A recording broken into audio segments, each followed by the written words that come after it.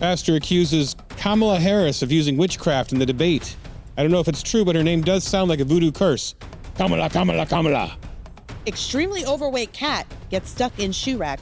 You might say it was meow Berkeley obese. And a woman is facing assault with a deadly weapon charge after a squirt gun fight with a child. I guess pistol whipping the kid with a super soaker went a little too far. And I'm going to educate Ethan on what's going on out here with P. Diddy and all that kind of stuff. Hold up. This isn't a bed, and I don't want the blankets tucked down. This is the talk down. I'm Ethan. Nicolle and I once sucked the innards out of a housefly. How's everybody doing today? Hey, we got Kira here because Adam is sailing the ocean blue. What are you up to? Well, I'm really happy to be here. Well, you have to say, I'm Kira Davis, and... Well, oh, sorry. Sorry, I messed you up. You did. I'm Kira Davis. I'm Kira Davis. I'm Kira Davis. I'm sorry. I thought you guys are editing this. So no editing now. We're in the no editing part now. Now it's the live part. So now it's just we're talking. It's all going to be. Well, I'm Kira Davis, and I once got kicked out of the Democrat National Convention. Like Matt Walsh. Did you see that? No, he didn't get kicked out. He just got kicked out like twice. Eventually, no, mine wasn't like nearly around as cool. In the background. And my incident wasn't nearly as cool and funny as his, but I think it's still a story worth telling. Okay, we're gonna hear those stories. Me sucking the guts out of a housefly. I don't know if I want to hear that one. Kira being kicked out, a black woman being kicked out of the DNC. Mm-hmm. Wow. All right, that, and I have another crazy story we're going to tell later. In the sub portion, I've been saying this story for a while. I'm going to tell the story of a podcast that we recorded, an interview recorded at the Babylon Bee with Trump's legal advisor at the time, and it was forbidden from being posted because they were completely offended by the jokes and everything. And I have some of the juicy details and stuff. But like, it's wild. So subscribe if you want to get that. But I'll talk a little bit more about it before we end, and then we'll get into it. So. Anyway, how was your week, Kira? Now that you're here, Adam is gone. He's on a cruise in Greece right now, telling jokes on the water, eating buffets. Well, I'm really happy to be Adam's stand-in today. I'm really considering myself sort of the reboot of this part, the next Doctor Who. Right, it was like the Netflix. Top down, if you will. Right. Yeah, I just think that it was time for, some representation on this show, and I really feel like the viewers This is the Disney Plus version of the Talk Down.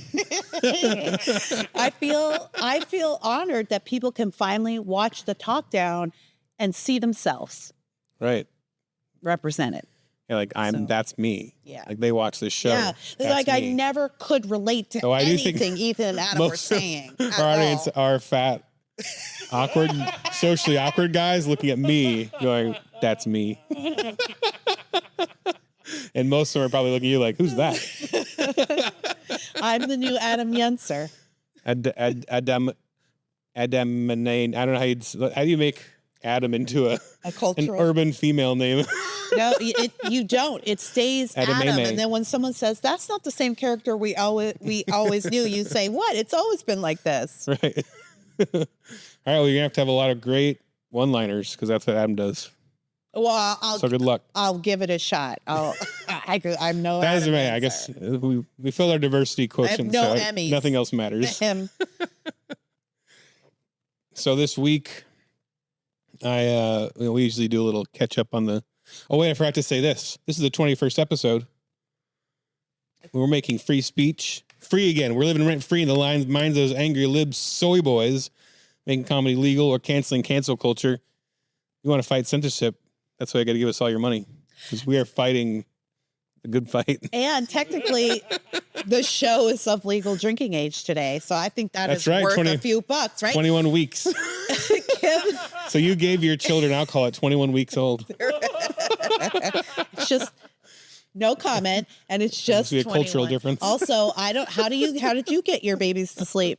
I don't know. Sure, you do that. Little tussing. You got to do what works. Little fuss and tuss. But I do think it would be worth you guys drop a couple of bucks for some beer money. Sure. It's our 21st. So this week we do a little weekly catch up. We call it the catch down. So my weekly thing that happened this week my son, we were looking for a movie to watch together, and he saw Jaws popped up. He's like, Shark, I want to watch Jaws. I'm like, well, it's it's considered one of the greatest movies ever made. Right. It's a shark movie, but it's also from the 70s. It's old. It's going to be a little slow moving. He's like really into it. And so we watched it and he loved it. We watched the whole thing. Then we started watching Jaws 2. I'd never watched Jaws 2. Oh. And then he paused it and it showed other recommendations. He got really excited because he found a movie called Santa Jaws, which he thought was the ultimate. I mean, man, they just upped their game. So I wasn't there for this, but he watched it from beginning to end. It was one of these. It turns out it was one of these cheap sci-fi sci-fi channel movies, like Sharknado and stuff, like really badly written. And he was so excited to watch it with me, so like I sat there and watched it with him. That's amazing. How was it? Well, nice. It was made for TV, so it was like PG. I mean, it was like PG-ish, like 16, but not a lot of swearing. It had like really lame violence and stuff in it. So 'cause he's 7, but it was. It was, I loved that he loved it because it was so stupid. On one hand, I hope he doesn't. I mean, he's gonna grow up and realize how bad it is. But I hope he retains a love for bad movies because that's if we could share that. Yes, I love. Because me and my wife don't share. Well, sometimes we share it, but not as much. I mean, I have a deep love for bad movies. She doesn't like bad movies. She's not into to some extent. Well, we used to go to those for bad movies. We used to go to those events like because I'm a big Riff Tracks fan. Do you know Riff Tracks? Of course. Okay. So she likes those, but she doesn't like going out at night. Fair enough. So that's mainly here. Of course, well, my former roommate and best friend, maid of honor at my wedding, it now writes for the MST3K reboot. Oh, really? Yes. Okay. Not that that's Riff Tracks, but it's the same circle.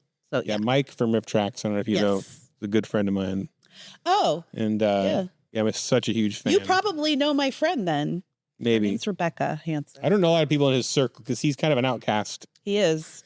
Among them because he's like the closet conservative. Or independent. Yeah, I think he's more like libertarian or something, but yeah. Yeah. Yeah. But yes, all that to say, yes, I love Riff Tracks and I love bad movies. Now, let me ask you this. I've never talked about this before. I can't either. I love bad movies. Does your wife watch Hallmark? No. No. She's not that. She doesn't like chick flicks either. Like. Okay.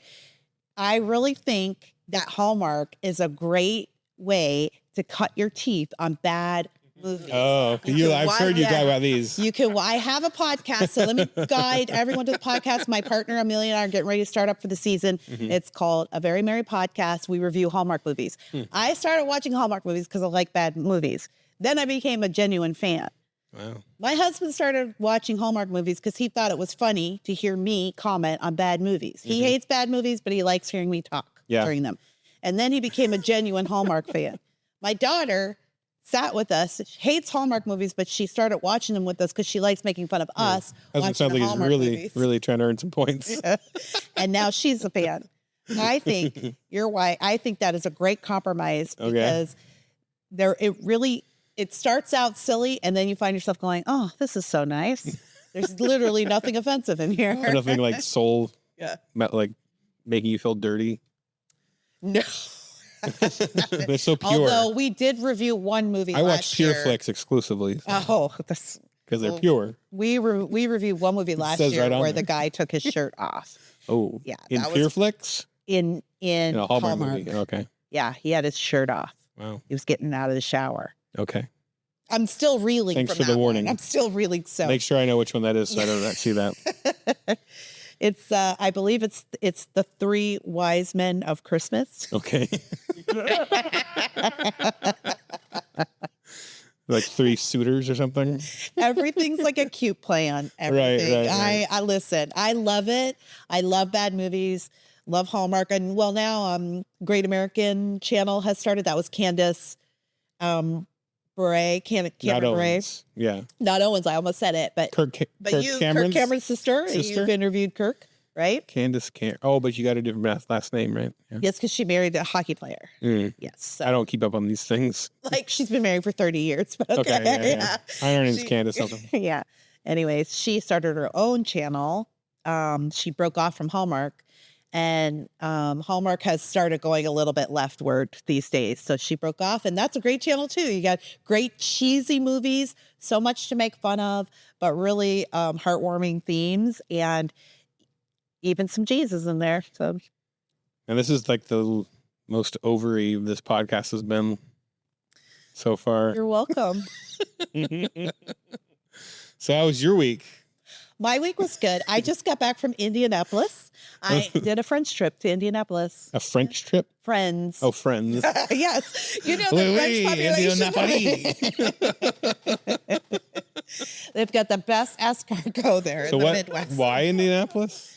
Well, every year, a group of friends and I gather for... a Hallmark viewing party? No, we watch the first weekend of football. Okay. And we gather in a different city every year. We're so different and yet so like... Well, I don't watch football. I usually just drink beer or whatever and talk. Okay. We squat in a bar somewhere. We stay there all day, and then we go to our hotel. That means just sit in there. Yeah, like post up.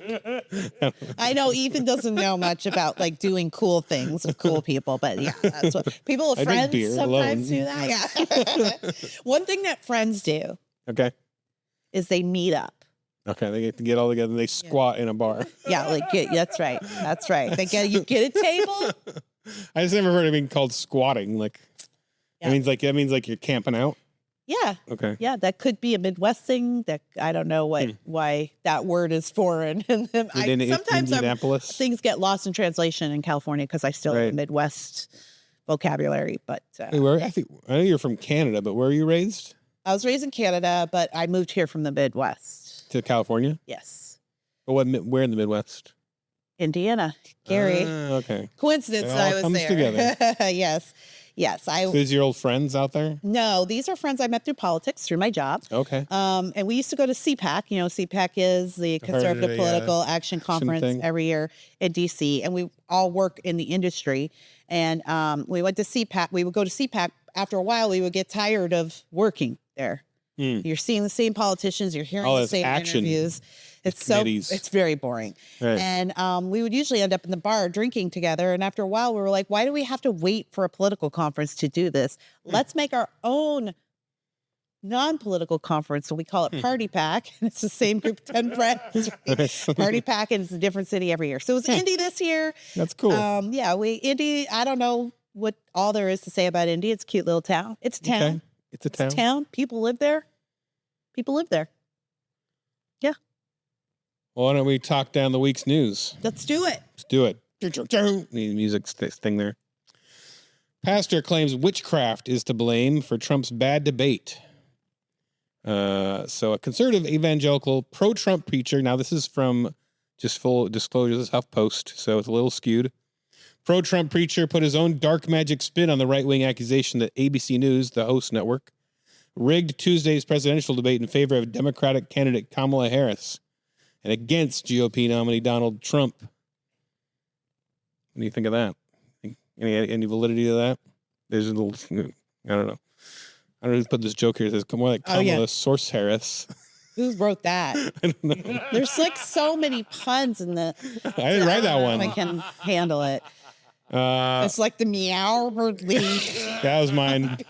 Adam never would have stood for that. He never would have. You're absolutely right. But I'm Adam 2.0. And I'm the kinder, softer, weaker version. So he says, when I say witchcraft, I'm talking about what happened tonight. Lance Wallno wrote on X. I guess he's talking about the debate. Oh, that's actually what my husband says after a romantic evening with me. Witchcraft? He says, when I say witchcraft, I'm talking about what happened tonight. Okay. I thought it was funny. Occult empowered. It's not a pun. It's no Ethan Nicolle pun. What? I only laugh at my own jokes. Same. Occult empowered deception, manipulation, and domination. That's what ABC pulled off as moderators, and Kamala's script handlers set up the kill box. The pastor continued. Why didn't she use that in her follow-up interview? Did you see that interview she did after? Right. Where was the witchcraft? Where was the sorcery? Yeah. Somebody needed to be casting a spell. Good vibes. Good vibes. Which part was the witchcraft? I don't understand. The fact-checking? Yeah. The part where Kamala said nothing about anything? Yeah. She barely talked the whole time. I don't know what part of it could be like incantations and ritual. Yeah, I don't know. I mean, when they ask her, like, what's her economic plan, she's like, I grew up middle class, okay? Well, We love our lawns, okay? Let me start with this. Yeah, you do. You probably do better than me. Let me start with this. Okay. Okay. I'm from a middle class family. Yeah. And when my mom used to give me things to drink, she'd put it in a cup and she would say, "Don't get your lipstick on the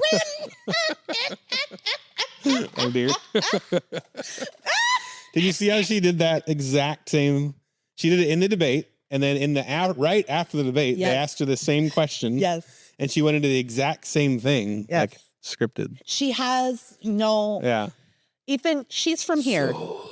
You know this. She's from here. She's from California. Mm-hmm. You know our California politicians face no pushback at all. They never get asked questions. They never are held accountable. There's literally never any pushback. They rarely do press conferences. They never do debates. They are basically appointed. So she's never had to really answer for herself or answer a question. She does not have the ability. She doesn't have the ability. So yeah, she's going to sound like a weird drunk robot every time she talks. I assume that the reason she's not doing interviews is because she's just been practicing all these answers for this debate this entire time. Yeah. But the weird thing is they're choosing these answers. Yeah. These vague answers. Like it feels like they really do think people are stupid enough to just vote based on vibes. Well, good feelings, good times. If my Facebook feed is any indication, they are right. They are. No, that's the sad thing is, this election really is going to be. Well, I don't know. I understand people are put up by Trump, though I don't understand the conservatives who are conservative and would vote for Kamala instead of Trump. That's bizarre to me. I understand just like not voting. Yes, I agree.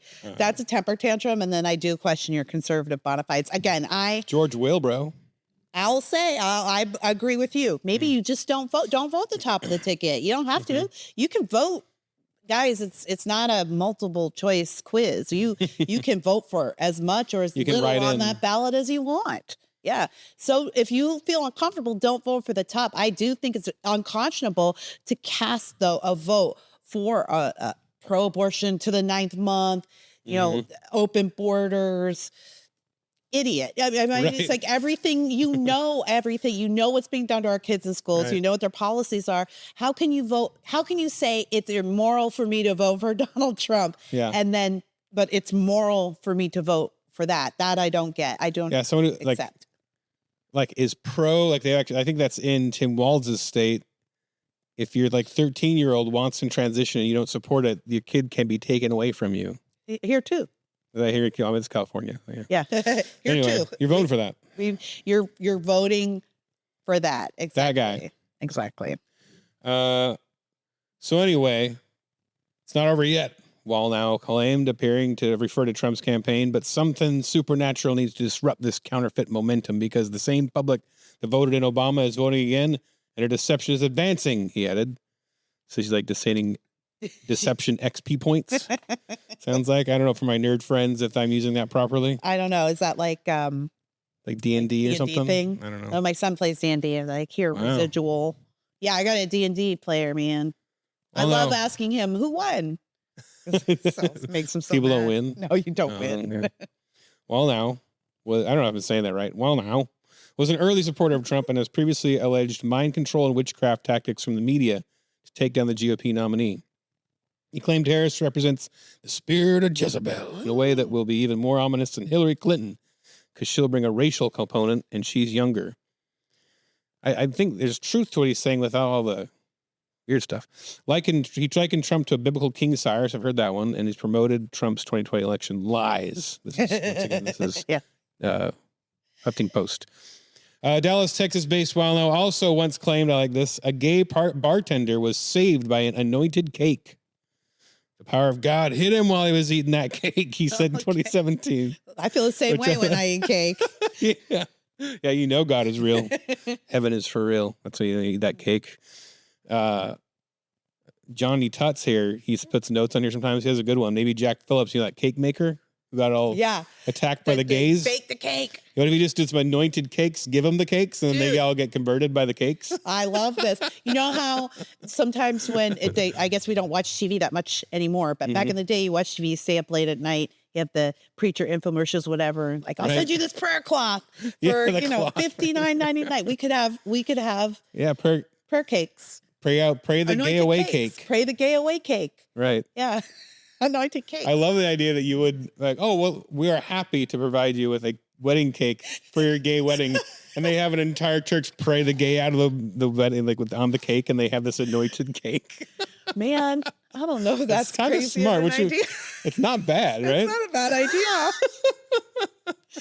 Wow. Do you film the prayer and then after they have their wedding, you show the video, post on, be like, you put it on your website? No, what you do is actually, this is brilliant. Owned you. We need to start marketing this. Okay. Just for the trolling, what you do is you post a video on your business website afterwards. Right. And because the only reason these people go to the Christian baker is to be able to file a lawsuit, right? That's all it is at this point. They know you can go to any baker. Right. They don't go to the Islamic guy making right. They're not going to the Islamic guy, right? So yeah, post that video and then watch them freak out and just be like, I love it. What's the problem? All right, now, do you want to help do stories? Do you want to take the next story? I'll take the next story. All right. Arizona. Well, sometimes it's witchcraft, and sometimes it's just a Lego up your nose. Story 2. That's my transition I wrote. It's a great transition, and it could be both, but let's find out what this means. Arizona man finally discovers source of decades of breathing difficulties, a piece of Lego lodged in his nose. Oh, my. Okay. All right. I'm thinking of all kinds of things. How did it get there? Things Let's see. being lodged. An Arizona man has finally discovered the source of decades of breathing difficulties, a piece of Lego lodged in his nose. Sounds like everything was not awesome. Everything's not awesome. Better a Lego brick than a brick of cocaine. That is true. Depends on who you are, though. I don't know. Sure, if you're Kamala Harris, that might be a different calculation. Andy Norton, 32, who also goes by the name Ben Havoc. What?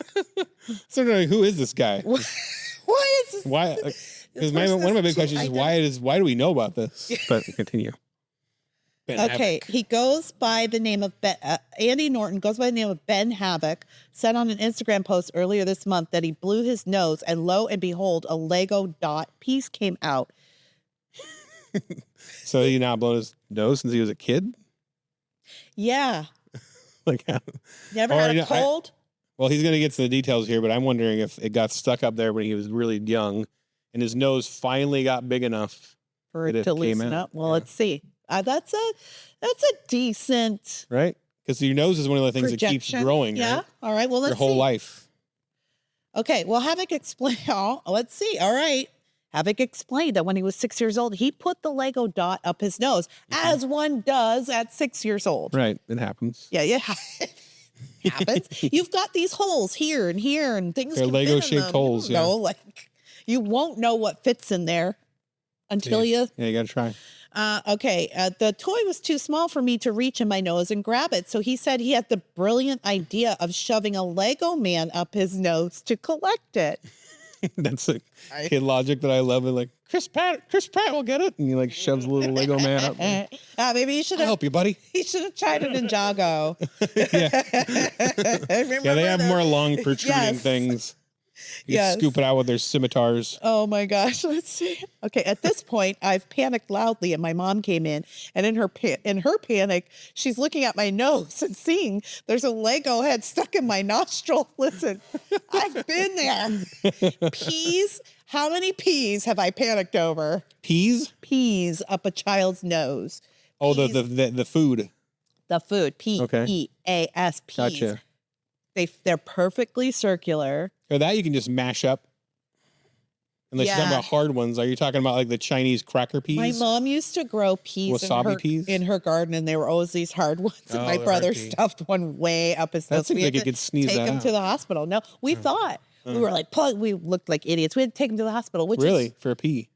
It was so far up there. She was worried it was going to get inhaled into his lungs. I don't even know if that's possible. But we had to drive 30 miles to the hospital. Wow. That's my story. I lived in the country, everybody. Well, let's see. His mom pulled out the second toy with a tweezer, believing it to be the only piece. So he put the Lego man up his nose to get the dot like you do. It's like wasn't a woman who swallowed a fly? Yes, I love. Why there's a song. There was no woman who swallowed a fly.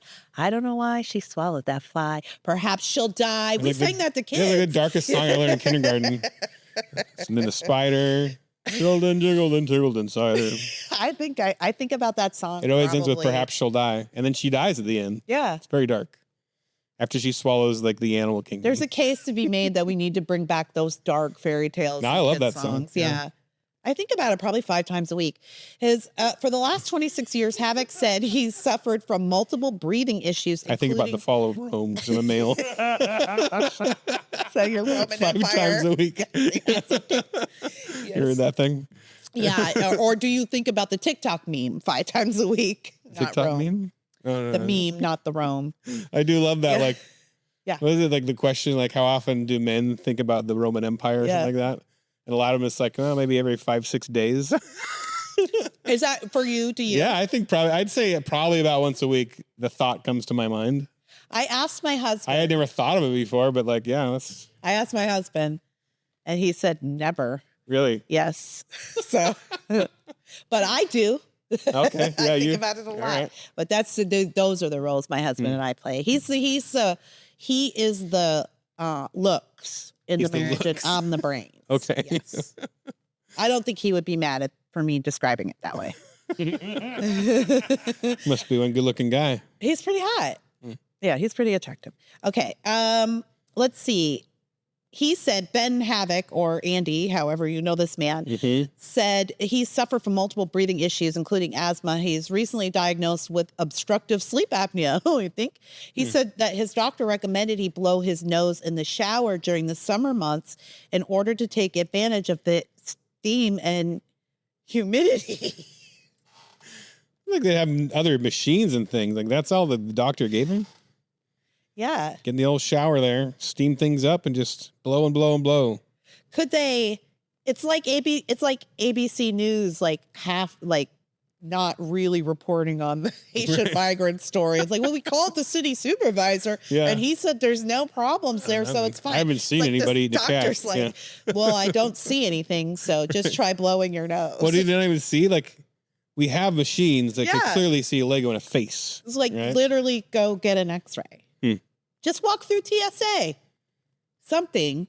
After the like who called the press when those Lego like, hey, we got to get this in the newspaper.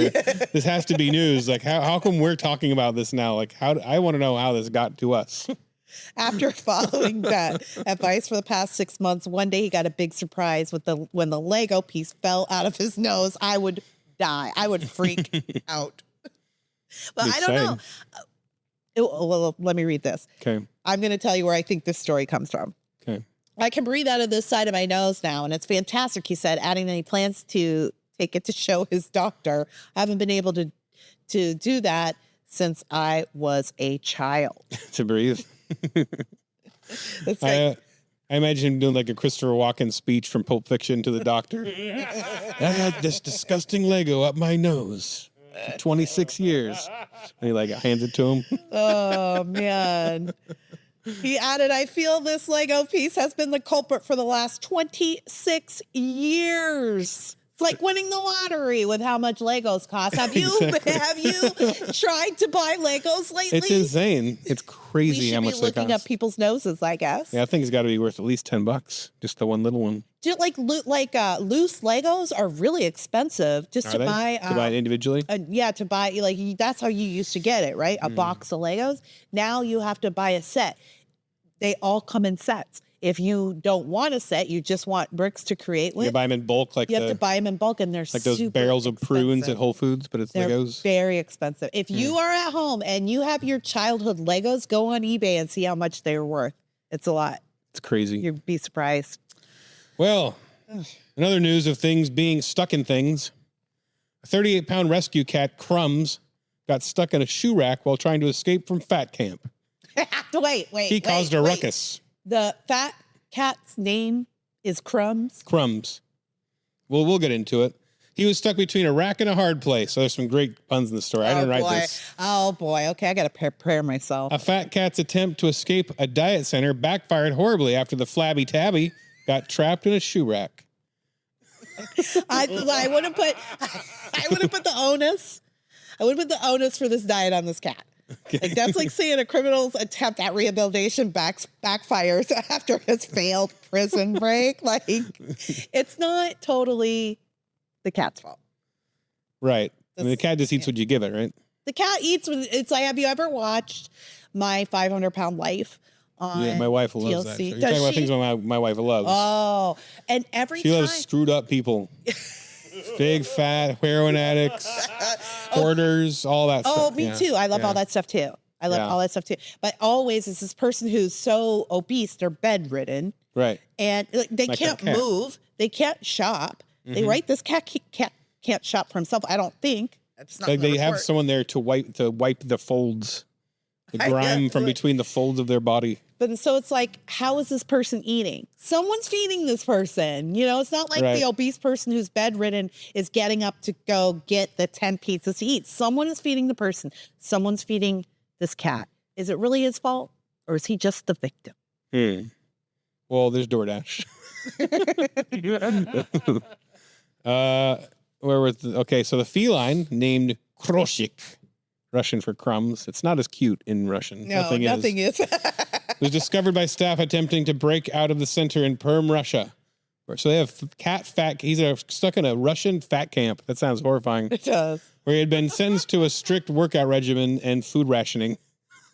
You know, Kitty paid for you. They put him in a concentration camp. Yeah. A concentration camp. No, it's a no-food fat cat gulag. Photos show the corpulent cat, who weighs almost 38 pounds, wedged between the bars of the shoe shelf with his face stuffed in a bright blue crock. It is a sad photo. There's a photo there. Anyway. Oh my gosh, this is what I look like. This is me trying to fit into one of those dresses I ordered off some random Chinese site. So bizarre. Stuck in there. I mean, look at his little face. He's stuck in that crock. It's like his face stuck in the crock, and he looks. Like cats always look pissed, but he looks pissed. And I've never seen a cat look at that. I think he forlorn, looks defeated. Yeah, I'm Russian. Well, I'm in a concentration camp, and now I'm stuck between two bars, and my face is in someone trapped in the gulag. What a crock! Oh no! Let's keep going. There's another picture there with the vet just holding the giant fat cat there with his eyes bulging out. He's just massive, man. He looks like the what's that fat guy? Anderson? Louis Anderson? Louis Anderson of Cats. Yeah. Thank you. Thanks for saving me. You're welcome. His eyes are so big too. Kroshik caused a ruckus and escaped today, said rehabilitation expert Ekaterina Bedakova on September 11th. No, but what she said was Kroshik caused ruckus and escaped today. Oh yeah. Kroshik caused a ruckus. He was extremely displeased when we found him disguised as sleepers, but after a portion of food, he mellowed out. So I think that he lost enough weight to where he could walk, and he was excited. Then he got stuck in a shoe rack. I think that's what happened. It's been a long road for Crumbs, named for his ability to hoover up food. Hoover, like magazine, vacuum. I just swapped nouns in my head. Who was first discovered a week ago in the basement of a Russian hospital. Staffers had reportedly fed the portly pet a diet of cookies and soup, which caused him to balloon up to a scale shattering 37.47 pounds, so heavy he couldn't even walk.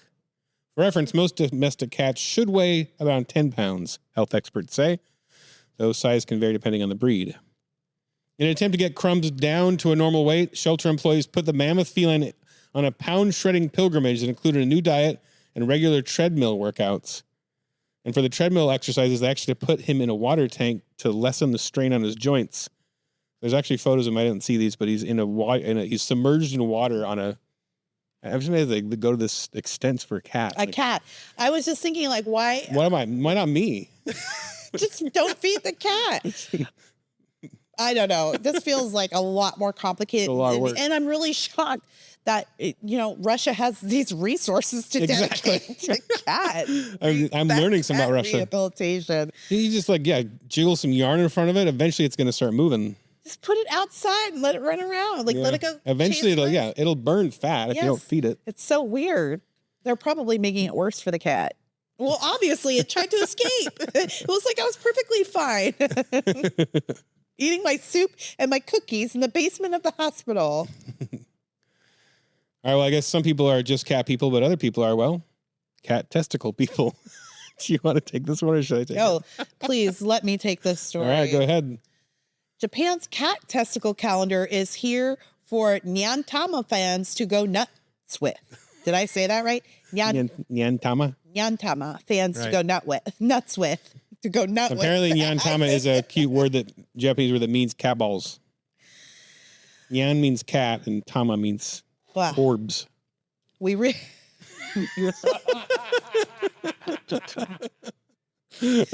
recently took a look at a trio of calendars from Studio Ghibli.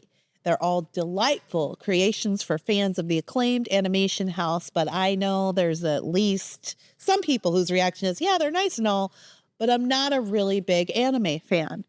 I'm more into cats. And specifically, I'm more into cat testicles. Okay, we really did break the Japanese in World War II. Yeah, we broke them. I always find this kind of so interesting because the Japanese come off so serious, like dead serious all the time. But then you're like, oh, they make calendars of cat testicles. They're weird. There's a weird side. Yeah, they're really weird. It's like we just disrupted everything. We disrupted the development of everything for them. This is all our fault. This is because we dropped 2 bombs on them. It absolutely is our fault. It drove them crazy. Okay. All right. Well, hey, listen, if you've ever wanted to see a calendar of cat testicles, we've got you covered or uncovered on that front. Everything Kira's reading is from the website. Yeah. It's not us. Yeah. We didn't write this. I'm sorry. I should have specified We don't that. have you covered. I'm so sorry. I should have specified that. You're reading it so sincerely, like it sounds like our writing. Great. I'm really excited about. She's really excited about this.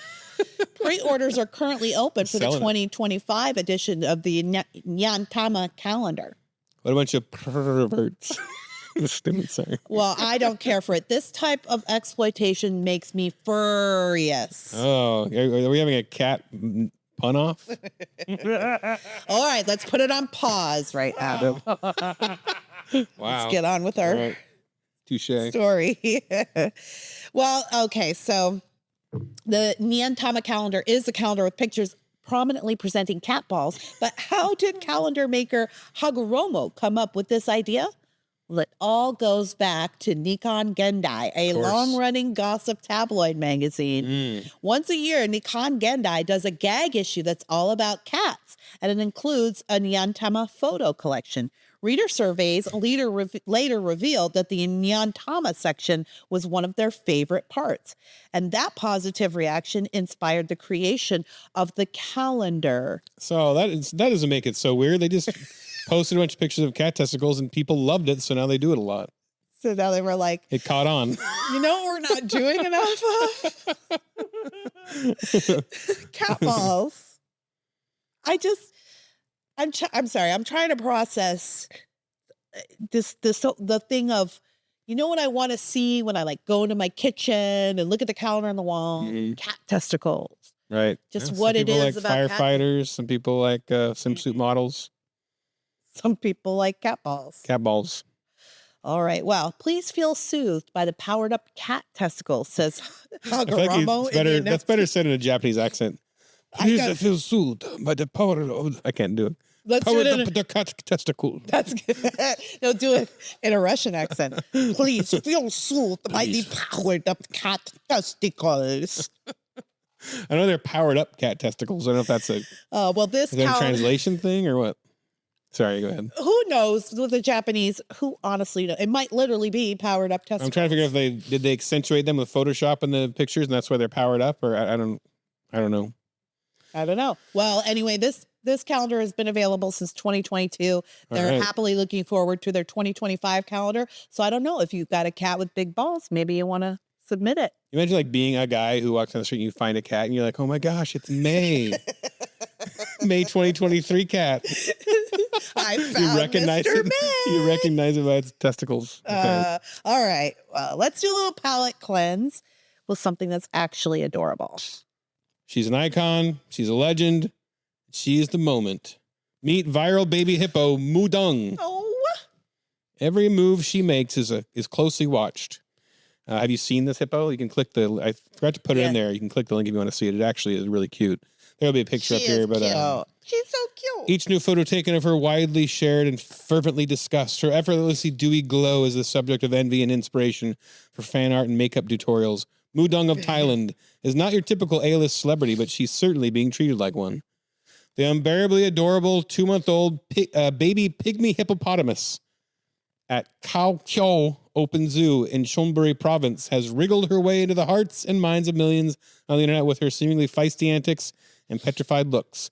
Social media users can't get enough of her screaming face when being sprayed with water, when being carried by zookeepers, or simply while lying on the ground. Born on July 10th, Mudong, which sounds like cow poop, was unveiled to the public on July 25th. Her name, which roughly translates to bouncy pig or pork patty by various interpretations, was chosen by a popular vote held by the zoo. Oh, okay. So they all voted on Mudong. Well, at least she wasn't like hippopotamus face. Like, remember when the Brits commissioned a Navy ship? Mm-hmm. And they launched it, and they decided to let the people vote on the name, and the British people, because they got to choose the name, they voted Bodie McBoatface. Oh yeah, and they had to be like, oh, you know what, we've changed our minds.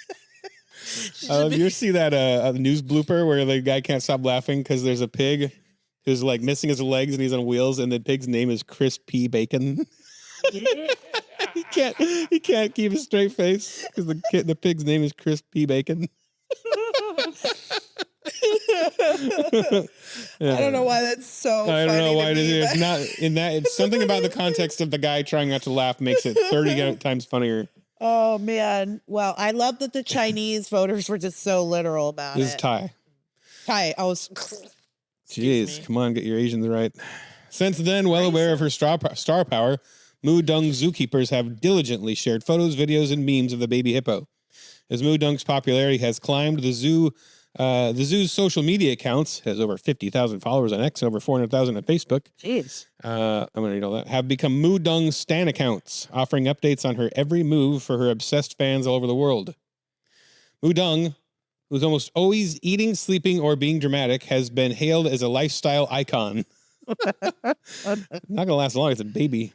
The unlikely it girl has become the subject of endless fan art and forthcoming merch from the zoo. The Thai embassy in Tokyo has embraced her. So has makeup company Sephora Thailand, Sephora, which shared recommendations for blushes to mimic the baby hippo's cherubic cheeks. Wow. A Bangkok cafe has whipped up cakes in the shape of Mudong, who just got her own Wikipedia page. Wow. Have you, what fascinates me about this is it kind of reminds me, I've been watching Chimp Crazy. You've been watching Chimp Crazy on HBO, on Max? No, what's that? It's made by the Tiger King guy. Oh, I think I just heard about this, but crazy older women who raise chimps. Yeah, they're like older, like mom. Yes. But they're like, I would give up my own children. I'd divorce my husband for this chimp. They say that stuff like... I will get to it because this looks like my jam. Yeah, you love it. I love like Tiger King. Loved Tiger King. And it's really Tiger King, but it's like swap out the dude for a crazy Botox lady I see pictures. Chimps. But the thing about chimps, like I'm torn in this because the whole issue of chimps is they're amazing.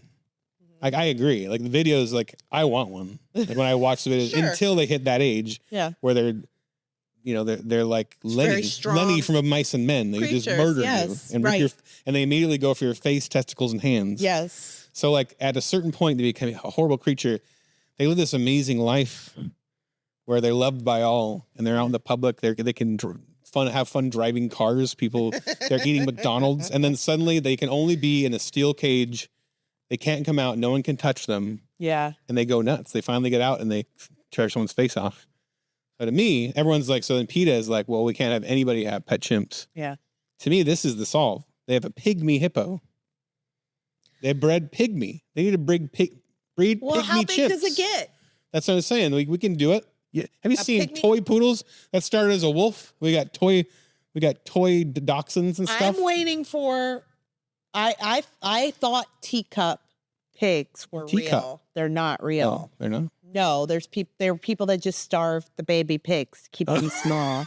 I know. I was very disappointed by that, but I would totally get a pygmy chimp, a pygmy pig, or pig. Yeah, I would not get a pygmy chimp because I actually think that they're all suspicious. For somebody who really wants a pet chimp, I think we can make it happen instead of like having this all or nothing attitude. No, I don't. Breed a chimp that's manageable, or just don't own a chimp. Get a dog. Well, see, that's what I like, that black and white thinking. Get a pet. I want to find a way to make this work. I think chimps are cool. It's sad. Zoo here. The idea that chimps all have to be in the jungle and we have to be here and we can never ever again have the fun of like the times in Hollywood when there's chimps in movies all the time. It's fun. I think we should keep that. Have you seen Nope? Yeah. Yeah. No, I'm very familiar with that story. Travis the chimp who teared that lady apart, and it's horrifying. Yes, it's horrifying. That's why I'm trying to come with a path. You're trying to help people. I'm finding a middle road. Yeah. Here. Ethan is trying. He really cares for the chimp demographic, the chimp owner demographic. I want people to go have their chimps, but I think the path to a good pygmy chimp will probably cost a few more faces and limbs. Okay. Sacrifices. A few sacrifices. But overall, in the long run, we'll get it. Yeah. All right. Anyway, while this little squirt is causing lots of smiles and joy, another little squirt is causing one woman a world of grief. Woman facing assault with a weapon charge says she was having a water gun fight with a child. Sorry, I just stole your headline. That's all right. You want to keep reading? Sure. You're going to be doing all the headlines next anyway. All right. A Simcoe, Ontario woman, so I guess she's Canadian, is facing a charge of assault with a weapon. I didn't know that they were allowed to shoot squirt guns in Canada. Well, we're going to find out they're not. Over an incident where she says she accidentally struck a neighbor in the chest with water from a child's water gun. Ontario Provincial Police say 58-year-old Wendy Washik was taken into custody after an investigation on Sunday, September 1st. OPP say police determined 2 people were involved in a dispute, resulted in the victim being physically assaulted, but no injuries were reported. Physical assault? What are you talking about? What are you talking about? Just so you know. Is that okay, Ethan? All the jokes that say JT3 on them, that's our buddy Johnny Tutts. He's pitching them to us. It's your choice if you want to say them or not. I'm just saying. I thought this was a good pun. Good. It's a good one, Johnny. I thought what are you talking about? What are you talking about? I'm sorry. I didn't deliver it as well, but I thought it was an excellent pun. I actually really do like puns. I don't like Ethan's puns. I actually do like puns. Well, it hurt. I'm kidding. I love Ethan's puns. I feel punished. Washik says she was having a playful water gun fight with a child at a party when she accidentally sprayed the water in a neighbor's chest. Oh, trying to imagine the noise he made. The guy who calls the cops when he gets shot in the chest. Oh, I think. Oh no! I apologized several times. I'm trying to do my Canadian voice. I don't know. He wouldn't listen to me, and he was screaming at me. She says Minnesota, but yeah, Minnesota. I don't know. She says that despite her apologies, the man called police, which ultimately led to her being charged. Wow. Has to confirm the weapon used was a water gun. Yeah, we know the guy's soaking wet, but can we make sure it really is water gun and not an actual AK-47? Which are illegal in Canada. Which, aren't all guns? Yes. Well, no, there's hunting, right? You can have a hunting rifle. OPP spokesperson, Constable, right? Yeah, Constable. Andrew Gamble says it would be inappropriate to comment on specifics of the case. Oh my gosh. Washik said police didn't ask me a single question. Yeah. I can't do Canadian. They didn't ask to see the water gun. Not one question asked. It would be like, my husband was in disbelief. Me. Oh yeah, who's? They didn't ask me a single question. Not one question asked. Yeah. I can't do it. They say hoose. I only say for house, they say hoose, and they say a boot. The water gun belonged to the child she was playing with and was no bigger than the length of her elbow to the tip, from her elbow to the tip of her finger, she said.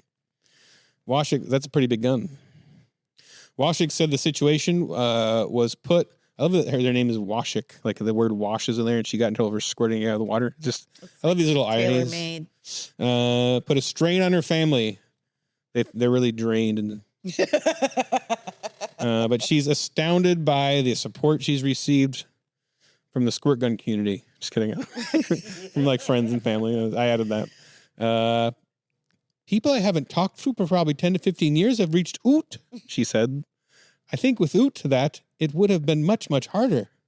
Well, when I was first reading this story, I didn't even have to know where the person was from. I saw there was a U in the word neighbor, and I knew it was Canadian, and that's all you had to say. Right. Yet the Canadians arrested someone for spraying a squirt gun. Yep, that's about right. They probably just like they've seen that the gun emoji is a squirt gun. They just don't know the difference anymore. Like things are just. Canadians don't know. I am really curious what the hell's going on with this story. Though, like how can anybody be this stupid?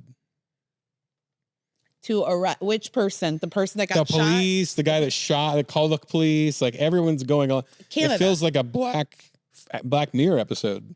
Canada. I was scared. I was going to say something bad. I know. It's like a black what? A black what? Please continue, Ethan. Tell us. Black. I was up in Canada last summer. I'm Canadian. I don't go back very much. I left at 18. You're like the Netflix version of Anne of Green Gables. Am I? Yeah. You're from St. Edward's Island, Prince Edward Island, right? Fake. Yeah. I hate that show. Anyway. Oh, the Netflix one? Yeah. Oh, they actually did make one as a joke. Yeah. They did make one. It's not good? No, it's not. I didn't like it. And it's not even shot my daughter's super into Anne of Green Gables right now. I'm reading it to her. Yeah. Oh, I'll send her some pictures. I was just up on the island last summer. Yeah. And we went back. I haven't been back in 15 years. Yeah. I've been to Canada, but not home there. And I hadn't been back certainly since COVID. And where I'm from, it's an island, Prince Edward Island. It's a small island, 140,000 people, I think now.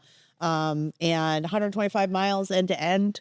So it's just a series of small towns. And when I was catching up with everybody to hear their COVID experience and we were comparing, I was absolutely shocked. And they're still suffering. They're still like masking up on that little island? People are still masking. Wow. It's not. Is that all Canada or just that? Canada itself, yeah, is pretty much all the same. But that island in particular was disturbing because it's a rural island. And yet people were COVID had so isolated those people. When I went, I was shocked at how I was like, oh, let's go see so-and-so. Oh, we haven't talked in 4 years. What? He lives 5 miles away from you. Well, we don't go out. So I was talking to some friends and they were talking about how we couldn't go outside. We couldn't even, have a barbecue on our deck or anything. Now, these are people who live in the country. Yeah. Like they're who's going to catch you? Right. That's what I said. So this is what I said to my friend. Such obedient I said, what are you talking about? But we lived in the country. Like, you still live in the country. Why don't you just go out and do what you want? Why don't you just go out for a walk? They wouldn't even go out for walks. Or the government said, we got to stay in the house. We can't go. I said, why? And she said, well, Kira, the snitches.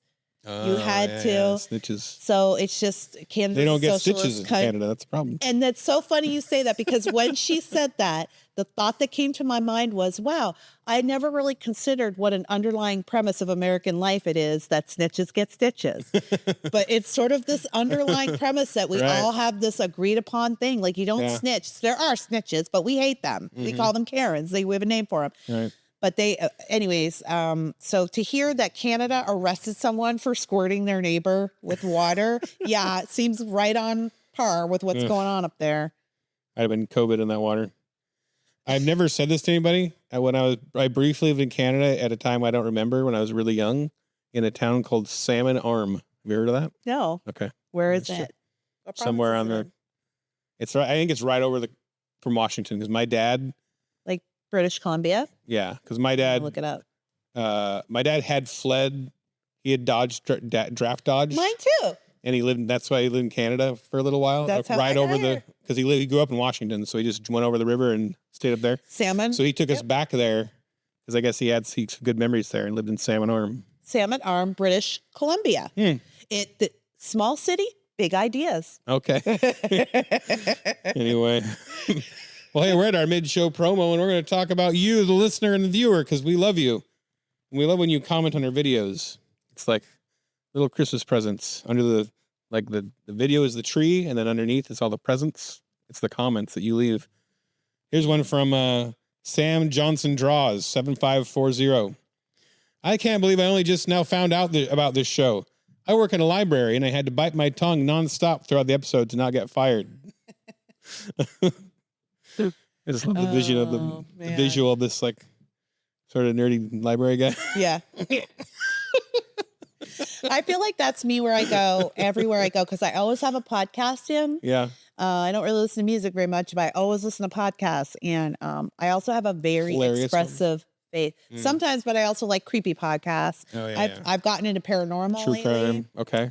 True crime. I've hit that bubble. That bubble's burst for me. I'm on to Christian, like spiritual paranormal stuff. Oh. Yeah, that kind of stuff. Exorcism. Haunted Cosmos podcast. Y'all watch that? Okay. Blurry Creatures. Anybody? No? You have blurry fans out there. They're gonna contact you. Right. Blurry fans, come find me on Twitter. Real Cure Davis. Let's be friends. You can read the next one you want. This is a one that it's really the only new one we have, and I've skipped over it last time because Adam couldn't read it because Adam has to be careful. He signed more documents when he left the Babylon Bee than I signed nothing. So that's the original. You're talking about the original Adam, but I am the Adam. recast Right. Adam. The problematic Adam that was here before that we have now since fixed. But this Adam is a woman of color. And so she has a voice that deserves to be heard. Yeah. So then she can use that voice to read this comment. Well, let's read this. Or it's a podcast review, which we really appreciate. If you leave a review on Apple Podcasts, it'll most definitely probably get read because we don't have any new ones after this one. So please leave a review, everybody. If you like Ethan, you like the new Adam or even the old Adam. If you leave the Adam thing you Yin's can do and you're always wondering, I get asked a lot, how do I support you? Right. And a lot of people feel like I don't have money to give. The great thing about supporting your favorite content creators is it's really as simple as doing something like hitting the share button, the subscribe button, or that review. That's all money. Yeah. It helps so much. It helps so much. So that is a free, quick thing you can do to help. So please do it. Here's a review from Math Grant. Okay. And it is titled The Babylon Bee Podcast. Comma something. It's cut off. I'm about to read something.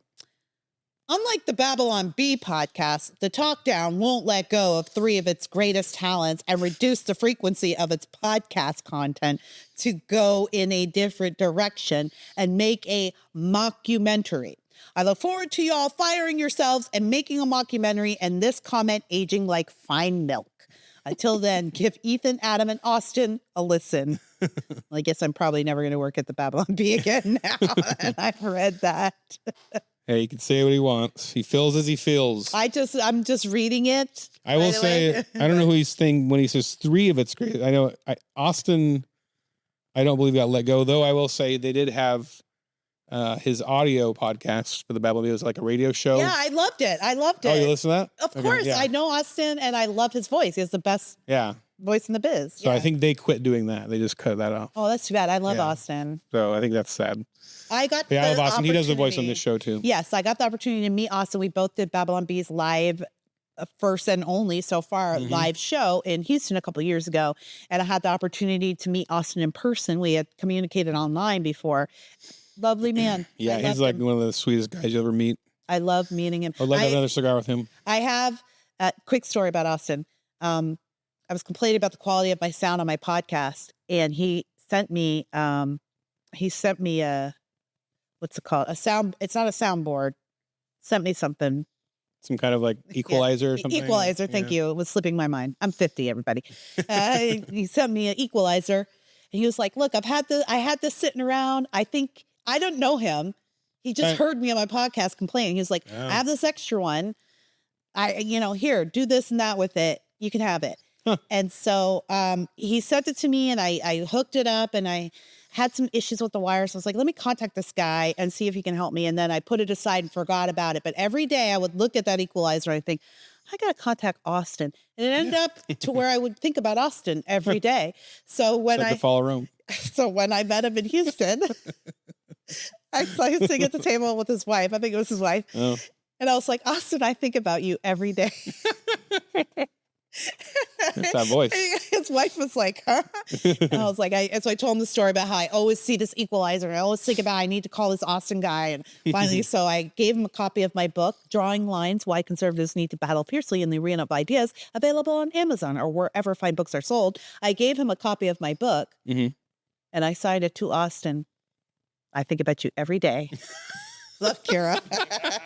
Wow. I love the idea of calling Austin for product support instead of like an Indian guy you can barely understand. It's like, all right, have you tried to turn it off and back on again? Wait, yes, that's amazing. That's a great idea. Austin's got a great voice anyway. So if he ever wants to start out that podcast again, he should. Man, I'm on this podcast thing and I can't find a podcast to listen to. There's so much garbage here. What should I listen to? I've got just the podcast for you. What is it, Kira? Well, do you like listening to podcasts about pop culture, politics, with a lighthearted spirit but serious commentary? Do I ever? Do you like thinking through big ideas? You know me. Do you like hearing both sides of the story? Of course I do. I think that you will love Just Listen to Yourself with me, Kira Davis. Wow, jeepers, this sounds like the bee's knees. Just Listen to Yourself is a critical thinking podcast hosted by me, Kira Davis, in which I discuss hot button issues of the day in pop culture and politics, and it is available wherever you find your audio podcasts. Oh my gosh, this is such a good podcast. I'm going to listen to it the rest of my life. You're going to be smarter than everyone, Ethan. So we're going to let Kira just fill me in on the news of the day that I don't pay attention to because I'm into celebrities and rap and hip hop and pop music and all this stuff like that. But all this stuff like that. So we're going a little bit longer, but Kira's going to give me the lowdown right now. All right. Here's a couple things you need to know about. Okay. You really need to know about this new show that's on Hulu. It's The Secret Lives of Mormon Wives. Okay. I watched the first episode. I didn't really get into it. Well, The Secret Lives of Mormon Wives is a show that covers the Mormon mom TikTok crowd. You know those exist? I bet you already did. You otherwise know them as trad wives. Most of those trad wives are Mormon. Oh, they turn out to be Mormon. So last time you were on, we talked about this. Yes, most of those trad wives are Mormon, and so it's secretly they were out doing. Well, secretly there's apparently an underground swinging community in the Mormon community in Utah, and so one of the wives, who was also a TikToker, was exposed it herself. Mm-hmm. They don't call it. They don't claim it's swinging. Okay. It's soft swinging. Soft swinging. Yeah. What would you imagine that to be, Ethan? There's hardware and software. Hardware is the physical. The software is sort of the code. So are they having an emotional affair? This is such an Ethan way to describe this. There's hard. There's hard code. There's a hard reset and a soft reset. I'm trying to think of all the hard and soft things I know. I think without getting too graphic. Their description of it. Their description. Yeah. I'm just reading it. Well, Mormons are a little freaky. They got some loopholes when it comes to sex. They sure do. They found another one. It's soft swinging because there is no penetrative sex. Involved. Get your kids out of the room, people. I didn't say it. They said it. I mean, if we want to talk about soaking, we can talk about that. So you're saying these wives, these LDS wives, wanted more men. More men. Mormon. Okay. See, Matt? Huh? She's laughing at your reaction. I've heard of, okay, sorry, this is dirty. I've heard that Mormons do this thing called soaking. Have you heard of this of soaking? Listen. You talk to me like you're a lady on the street, like the streets have been hard. Listen. Listen up, young blood. Because I was like, this is entirely too much. Uh-huh. I had to explain it to my daughter just 2 nights ago because of this show. Secret Lives of Mormon Wives. Or they have other things? I tried to watch this show with my daughter because we both love reality TV. My daughter's 17. And we watch trash. We watch The Bachelor. But this show, even for me, was a bridge too far. I had to forbid it in my house. But we started talking about this idea of soft swinging versus, I had to have this conversation with my daughter. And then the subject of soaking came up. Okay. And she asked me about it because she'd heard, we live in a heavily Mormon area. She'd heard of it. Okay. So she heard about soaking. She asked what it was. I mean, may I don't get describe how it? that counts. Okay. Or how that Are you doesn't ready? If you've never heard soaking, are you ready for this? You might want, I'll be as vague as possible, but you I still think you can might just not use want it, your let's kids. say like, you put the baby carrot in the baby carrot bag, but you don't take it in and out again repeatedly. No, that sounds much better than what I was going to. That didn't sound dirty at all, Ethan. To a kid, the kids listening are like, Okay, well, what are some of these kids going to go home and do their carrots now after they hear this? Like, I just heard Mr. Ethan talk about the carrots. you dip the cucumber in the ranch. I know. Okay, but here's you what don't it take is. it back out, in and out, over and over The again. Mormon kids believe it is the penetrative portion of the act that makes the act. That's what I don't get If about there's no soaking. motion, so they think it's there's friction. no act. It's the friction. Okay. So in order for you to enjoy the act without the sin of the motion, what they do is 3 kids, 3 teenagers, you gotta have 3 people for this. What, you need 3? Oh, because they got The couple goes and gets into their positions on the bed. Someone has to bounce on the bed. And then their friend has to jump up and down on the bed. And the motion from jumping up and down on the bed. That makes it so much worse. It's so much worse. It's so much worse. So weird. It's so much worse. So I'm explaining this to my daughter. Do they really listen to the show? Like they talk a little bit about it. They don't this is really about their soft swinging. Anyway, this is what the kids do. We're over time here. It's so weird. Tell me about P. Diddy, or is there more about this you want to tell me? All I want to tell you is that this is not a show for kids, and I'm pretty loose and fast with the reality shows, and even I had to say, These Mormons, man. These Mormons, man. Latter-day skanks. Let's end it there.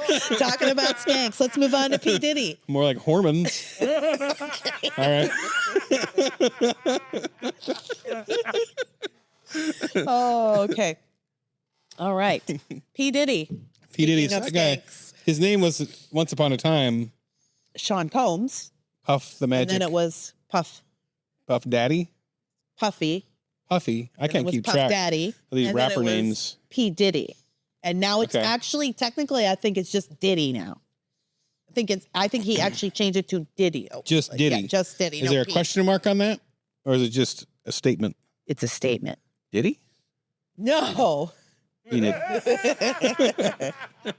He did. He just named his name to He Did because now he's guilty. Today, Right? the hallowed rap producer and ex-friend of Biggie Smalls, or the late Biggie Smalls, was arrested and indicted on sex trafficking and racketeering charges by the FBI. Rumors have been swirling for years about Diddy's so-called freak-off parties. Freak-off party. What's a freak-off?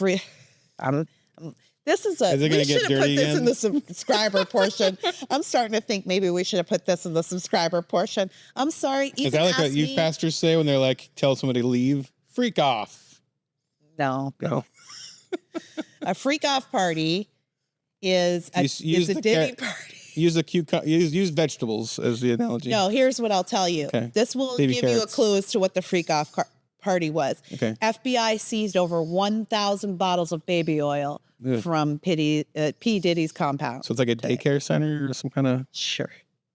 It's like a daycare center. Okay, freak off with lots of baby oil. Lots of baby oil. P. Diddy's girlfriend. Get the freak off. P. Diddy's girlfriend, Cassie, artist formerly known as Cassie, filed suit against him for abuse. And the lady that he's punching in the wind in the video? Yes, he was punching her. I didn't see that video, but I know I heard it's bad. It's bad. But also there's been rumors for many years about P. Diddy's parties and what you have to do to be a part of his crew and to achieve stardom. You can go look up 50 Cent video of 50 Cent talk about how he never goes to a P. Diddy party. And he literally tell you, like, guys especially have to be careful there.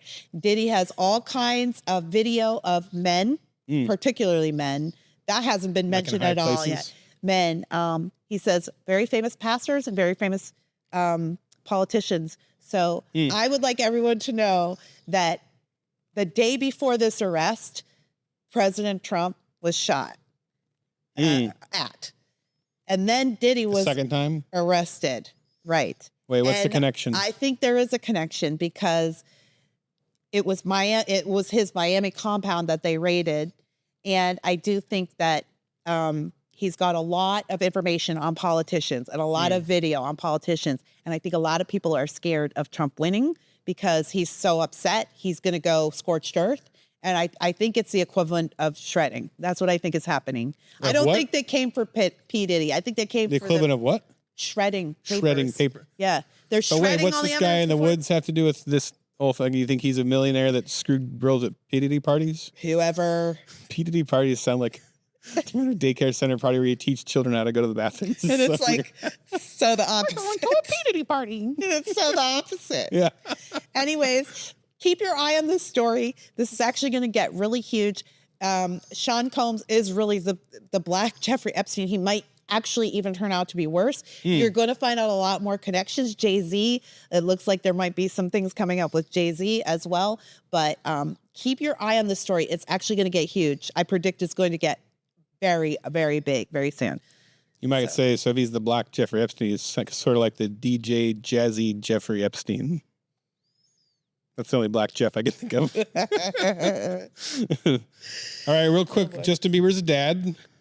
Yep. Justin cool. and Hailey Bieber welcomed, in August, they welcomed the birth of their first child, Jack Blues Bieber. That's cool. So he wrote that name and or that song and it all came true. That's amazing. He just kept saying baby, baby, baby, baby. Oh, and then here it is. You sing it. What song? How's it go again? Baby, baby, baby. Huh? That's it. That's all I know. That sounds exactly like it. And then Taylor Swift might be a witch. What's up with this? Well, rumors are swirling that Taylor Swift is performing witch rituals at her concerts. And also, for a long time, there have been rumors swirling around her that she's actually the reincarnated soul of a famous satanic witch named I think Zena LaVey. I have it. Oh, Zena LaVey. And she was actually on Phil Donahue's show in the late 80s as a satanic witch. And if you go find this video, she does look quite a bit like Taylor Swift. So a lot of people say she's just reincarnated herself as a pop star and a football player's girlfriend, which is how I would come back. She did a lot better the second time around because, I don't think she was that big a deal back then. No, she was just on the Phil Donahue show. No, I'm assuming she's, because Anton LaVey is like the famous satanic priest guy from those days. So that's right. His wife or a daughter or something. I don't know. One of his harem. I don't know. All right, it'd be nice if Taylor Swift found Jesus, she could become Taylor Switchfoot. Let's move on to the movies. We're gonna watch the movies. We watched a movie. We saw Disney's Snow White, a very special pre-screening of Snow White. Yes. I was really amazed. Because for diversity's sake, they didn't want to put any. They didn't want use real midgets. Yeah, I thought that was good. I really thought it was a brave choice to not employ so they cover him. Yeah, dwarf actors. So they cover him with these weird, horrifying faces. But it was just commendable.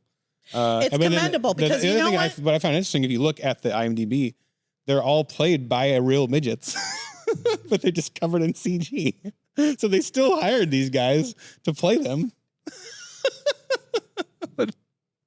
So it's great. I mean, it's a real step forward for, Well, the last thing you want to do is give dwarf actors employment. And then let's also don't forget that Peter Dinklage made sure that those dwarf actors would never be seen. Would never work on again. film. They would never work again. It came out and pitched a fit, and then they changed it, and now these guys have to go back to just working at Christmas again every year. I don't get the problem. Like, we have these dwarves, we have elves, we have all these short creature characters that we kind of revere and think are fun. Like, if there was like a 5'11" fat guy fantasy creature with a beard, I guess Santa Claus, maybe, is revered. Like, I'm not offended by Santa Claus as a guy with his same body type.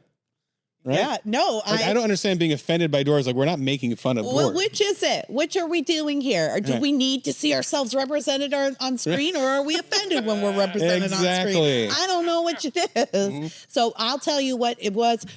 It depends. If the people on screen are your competition, then you're offended by it, right? Peter Dinklage was offended by it because he's got the dwarf market. Well, he's sewn up. Right. Yes, he doesn't want any competition. By the way, he is. I keep up on the dwarf. Fitting name. His name is Dinklage, little dinky guy. They hate him because he just stole a lot of work from them. Anyways, congratulations to the CGI artists. Yeah, it was a really well done movie. I loved how Snow White was bossing all these dwarfs around, making them clean the house. It was a good change from. You see that video? Yes. Yeah, and I love that. Obviously, one of my favorite parts, too, of this movie is that the prince doesn't save her, and she saves herself. And that's everything. Like, every little girl grows up dreaming of a man who will come along and just leave her in her degradation. And I always found it fascinating that people consider the original Snow White so sexist. Like, in a time that's supposedly so sexist and misogynistic, the whole movie basically stars Snow White. Like, the dude's hardly in it at all. He's basically nothing. He doesn't have a real name, right? He's just Prince. Like, does he have a name? No, the prince. He does have a name, I think, but he's an object. Like, he's as good as like arm candy or something. Yeah. Really, in the whole story. This whole story is about her as a character, and like, it just fascinates me that that's somehow the most sexist movie ever made. I guess just because a man can be a hero for her or something is bad. I guess that's all it was. A man can be a hero. She cleans up this house, and she's white. It's horrible that she's white. Well, they kept the name. That's the weirdest part to me. I don't know why they would keep it Snow White. Well, and then because she's not really Snow White, you know. And then they may have the nerve to make the evil queen Gal Gadot the most beautiful woman on earth. Yeah, that is funny. And she's supposed to be jealous of. Yeah, and the mirror's like, what's her face? Her? Not the greatest looking. You know, anyhow, to each their own. Yeah, to each their own. But what I really love is the great campaign, the great media campaign Rachel Zegler went on to promote this movie. I mean, that's going to go down in history as one of the best. Absolutely. Well, join us for the subscriber portion. I'm not only going to talk about sucking the guts out of a housefly. I'll tell you about the time I got kicked out of the Democrat National Convention. And bonus, I'm going to tell the story of the deleted Babylon Bee, trying not to burp, podcast interview that we did with Jenna Ellis, the Trump's head of his legal team or whatever. So get ready for that. It's a wild story. Okay, I can't wait see you there. All right, see you there. I want to thank Matt for doing all the heavy lifting here, putting everything together. My wife for letting me hang out tonight and do this and goof off with my friends. Frank Fleming, Trevor Anderson, even though I love those guys. They didn't really do anything in this episode. Our story contributors on Discord. Our editors, I think mostly Dawn did stuff, but thanks to the other guys. Oh, Johnny Tutts throwing in jokes. And he got a lot more red tonight Johnny, than usual. Thanks to Kira here. Sorry, I did my best, Johnny. I hope you liked it. Austin Robertson, the voice of the Talk Down. Yeah. And to you, the listeners, I always make Adam read this part. And to you, the listeners, who somehow managed to find time to listen to yet another podcast with yet more incredibly inane puns. The Talk Down is filmed in a dark room in front of a couple of fake plants. For more information or to become a subscriber, go to thetalkdown.com.